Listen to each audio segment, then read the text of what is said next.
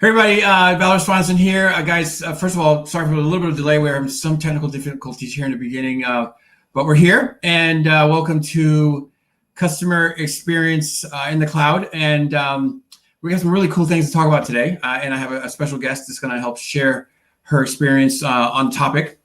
So today's show is must have a channelless experience. Now, when I say must have a channel experience, what I'm talking about is, I'm trying not to shake the table here. What I'm talking about is that as a customer experience leader, as a COO or CEO or CIO or C whatever O, your point about making sure that your company is successful has to materialize as how you're actually engaging with your customers. And so our show is about, our series today, the show series is about three different core things that you must have, that you need to ensure that your contact center and your customer experience is one that is, again, a customer experience differentiated.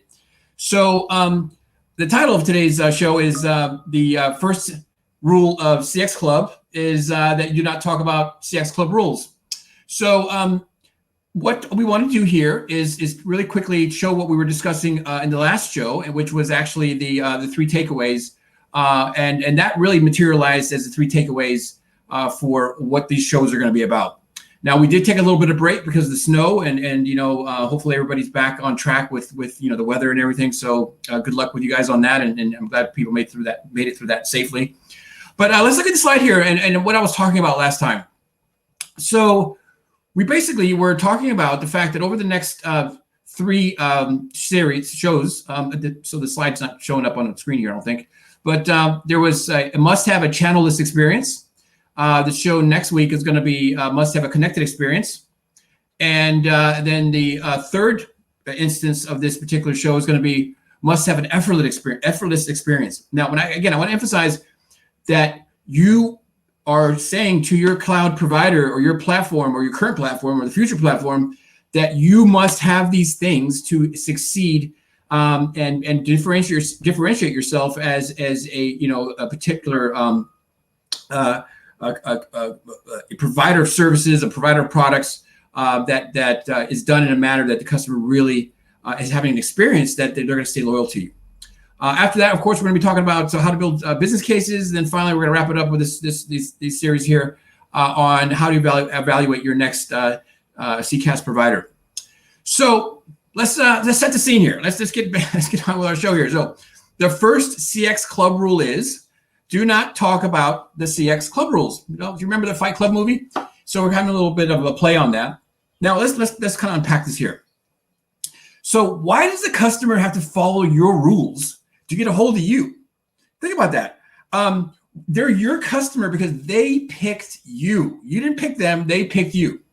And frankly, my experience has been, and of course a lot of customers' experience has been, is that they have to work pretty hard to get a hold of you because you're actually putting in place all these unsaid rules that you're not talking about on how you actually should be getting, how actually they should be getting a hold of you. And that's because of all those wonderful meetings you had in those offices that we used to go to back in the old days when we could go into the office and the big whiteboards. You're like, okay, we're gonna do our customer journey, and these are all the customer touch points and Omnichannel, and this is how they go through the chat, and this is how they go through the phone calls, and this is how we text them back, and these are all the rules. But the funny part is you don't send your customer that rule book. They don't get like an instruction manual on how to get a hold of you. They're just given some contact points to reach out to you on, and then they have to kind of figure it out themselves. And through several or multiple instances of trying to get a hold of you, they start to figure out, like how to work the system so that they can actually get what they're trying to do done.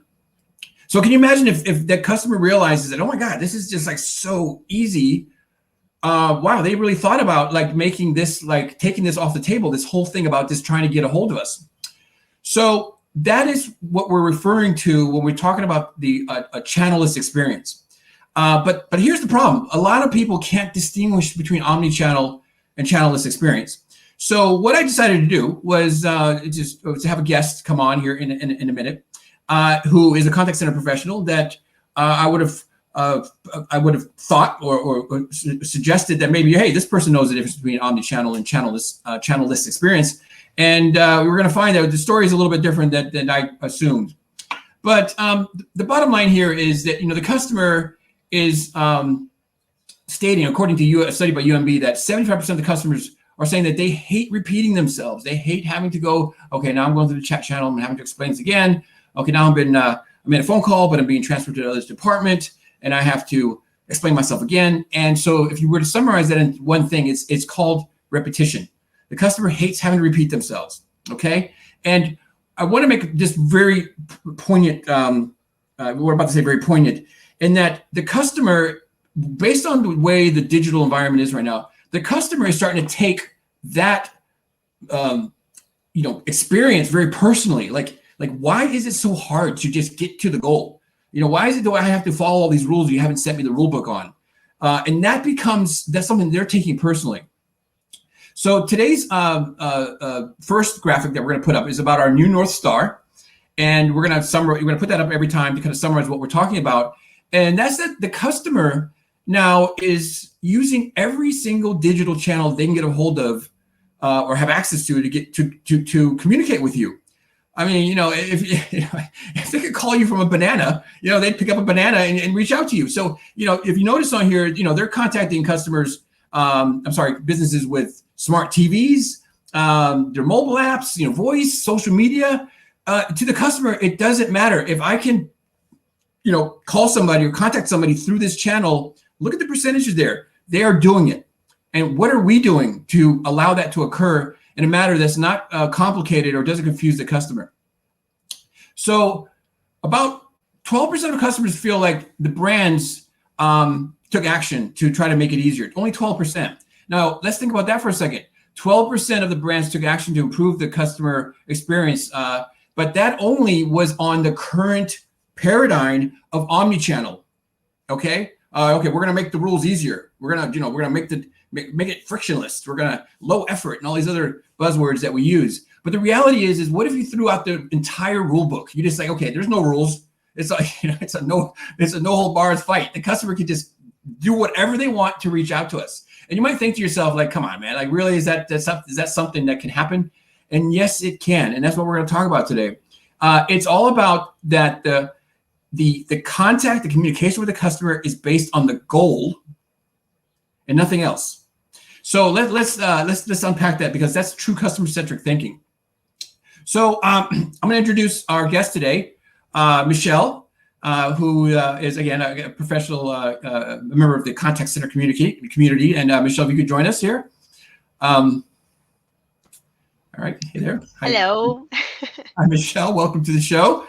I promised the audience that we would have people that they're in the thick of it every day, and they're experiencing these challenges, and at the same time they're professionals who actually can kind of distinguish what's going on, and I think that some of your skills are quite unique, and your background is quite unique, and you can really contribute on this perspective. So can you tell me your last name, because I can never pronounce it, and explain a little bit about your background? Yes. My last name is Caicedo. Mm-hmm. I've heard you before trying to pronounce it, so it's okay. It's not so easy. Cafeado. You're almost there. Don't worry. One day you're gonna get it. So yes, well, I do have around 10 years of experience in the contact center world, which is a beautiful world I discovered when I was like, I don't know, like 18, 17, something. I have gone through multiple roles, from being in the front line, just talking directly to the customer. I went also, to a phase in which I was training peers, so I learned a lot about that world. And right now I'm working on leading products and processes, and a strategic kind of strategic objective of the contact center. Okay. And I'm very happy. I'm very happy to be here. Thank you for the invitation. No, I'm glad you're here. Now, see, since you're like a millennial, I can't say that word. You grew up in a digital environment. You grew up in a world of digital communication, and so I thought, hey, I'll bring her on board, and she'll be able to break this all down. And then a funny thing happened. I said, hey, do you know the difference between Omnichannel and Channelless? And did you? Well, to be honest, not really. The whole channel thing, it's my everyday in this world. But when we talked about channelless, and I just started like thinking, I was like, well, I had no really a lot of idea on how that is. But I did my research, I did my homework, and I understood that channelless, it focused more on the experience. Omni-channel is all about the channel and just making it available for the customer, but it's Mm. not really focused on, how do I connect really with my customer. It was revelation for me, really. Okay. Very good. So I just want to let the audience know that, currently you work for a very large BPO, a global BPO, and you're actually joining us from South America, from Colombia.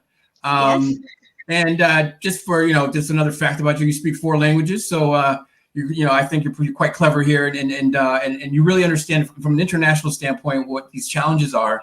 But I stumped you with this Channelless thing, didn't I? So we're gonna talk Yes. about how you had a little bit of an aha moment when you started to understand how this works. So I asked you to do a little bit of research on it. And so tell us, as a contact center professional, how would you distinguish the key difference? I know you talked about it a little earlier about, focusing on the brand, but tell us a little bit about what your thoughts are on the difference. Well, I discovered something, and this was my aha moment, and I'm gonna tell you a little story.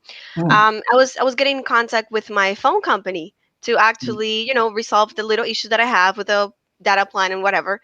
And then I was not, I contacted them through the chat, and I was not really understanding what they were saying. So I mm, asked them, like, can you give me a call so we can like sort it out together. And they told me to right. contact them to get in contact. For me, it didn't make sense. And at that moment, I knew about Channelless. I was like, okay, this is not supposed to happen, because Yeah. we do already Channelless with our friends, with our family. You go through phone, and then you follow up on social media to see the pictures of the party everyone wearing, before Mm, COVID, of course.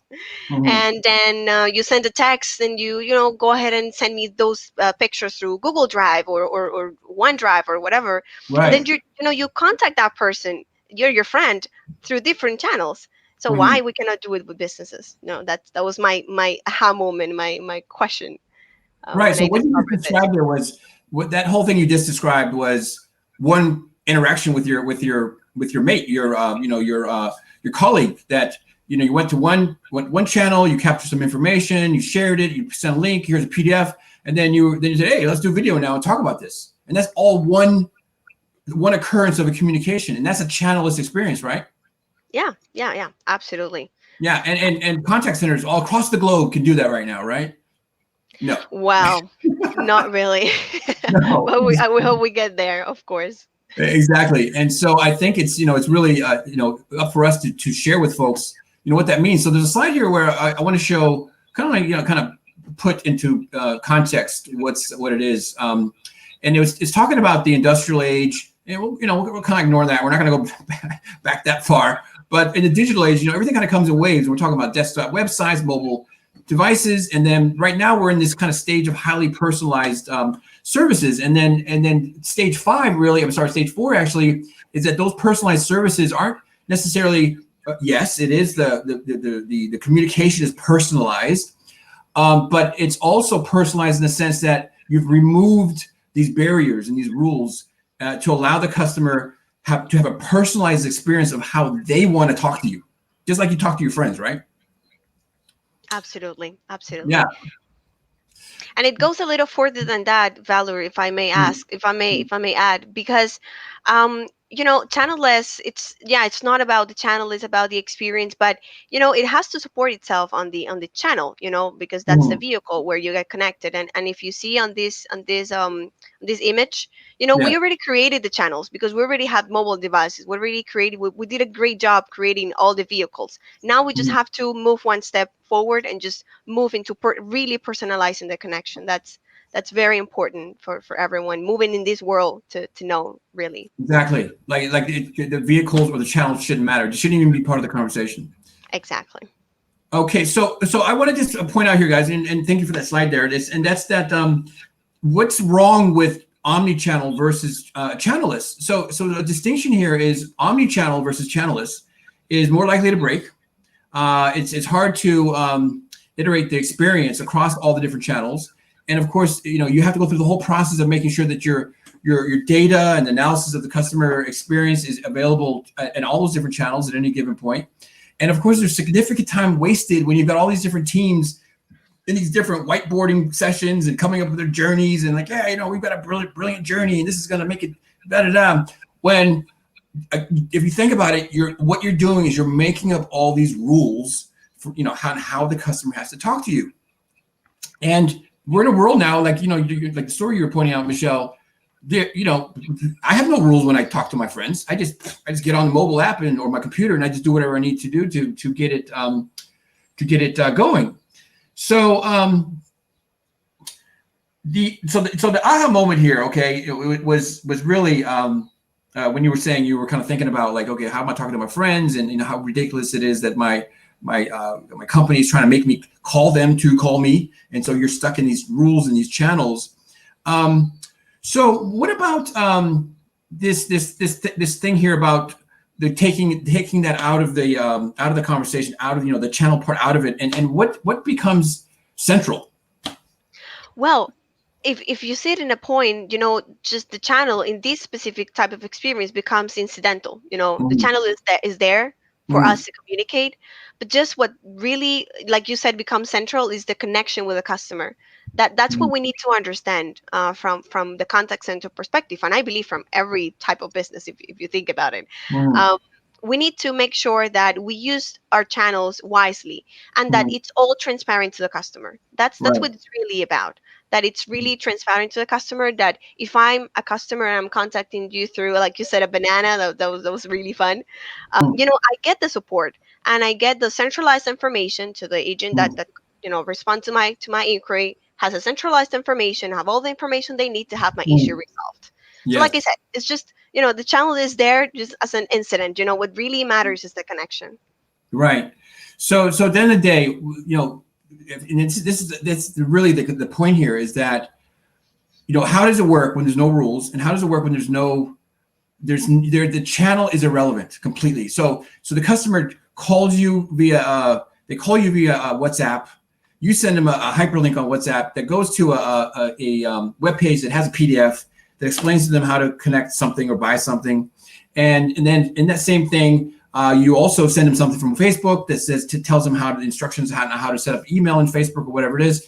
But then you want to wrap it up the same communication with a video call, and you click there, and so everything I just said is smooth, it's flowing, and it's not like okay, can you please do this to do that? It just happens.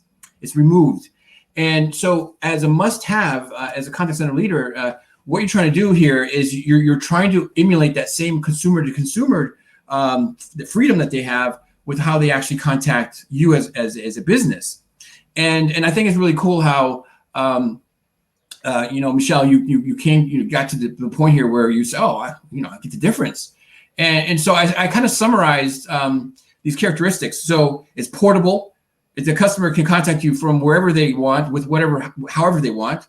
It's relevant because the customer experience should be about their needs and their preferences, and not about the rules that you put together to say that how they should contact you.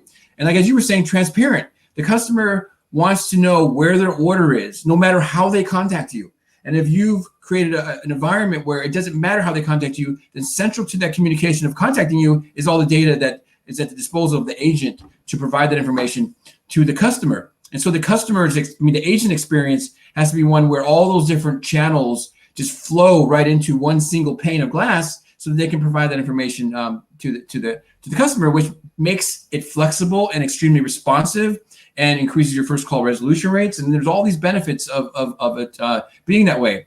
So thank you, Michelle. But I really want to kind of take the show out here with the 3 takeaways, because you did find a very, very cool quote that completely captures the essence of this entire thing, and has embedded in it our 3 takeaways. So I'll let you have the honors of sharing with the audience the 3 takeaways.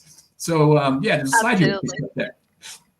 Absolutely. Yes, I like you said, based after my research, I went over, I found this quote that I really like. It says, customer focused, not channel focused. It's from Shep Hyken. It says, all the customer wants, it's to connect with the company. It's not about the channel. It's about making a connection. So make it easy, make it seamless, make it ubiquitous, and make it channelless. Yes. And Steph Hyken, I mean, I'm so glad you found this guy. I have no clue who he was, but he's apparently amazing. And his title on LinkedIn is Chief Amazing Officer. so, Oh. so he's a keynote speaker on CX and an expert in the field, thought leader. And this guy is, like us here at Life Size, I gotta throw that in there. He's really ahead of the curve when it comes to like understanding what it is that what we need to do to remove the customer barriers to getting what they want done. So again, I want to thank you so much, Michelle, for joining us and sharing your experience of discovering the Channelless experience. Thank you, Bella, for the invitation. Yes, and it was good to know that you millennials don't know everything. Well, yeah. The world is moving really fast. We were still trying to catch up as well. That's right. All right, guys. So join us next week when we're going to be talking about why the next step in this, what you must have is a connected experience. And so these things kind of build upon themselves, and the connected experience can only happen if you have a channel-less experience. Again, a channel-less experience is built upon the stage of an omni-channel. Okay, so they're different. And send us a note here if you want more explanation on that. Michelle, you're on LinkedIn, right? And it's okay for us to share that and let folks get a hold of you, right? Yes, absolutely. I'll be happy to answer any questions, of course. That's right, because you have a very unbiased opinion here, and you're somebody in the field, and this was something that you thought was pretty cool to come on the show and discuss, so I appreciate that. So guys, please like, share, comment, subscribe, challenge us. If you want to be on the show again, you can certainly do that, and we will catch you guys next time on Customer Experience in the Cloud. Thanks again, guys. Thank you.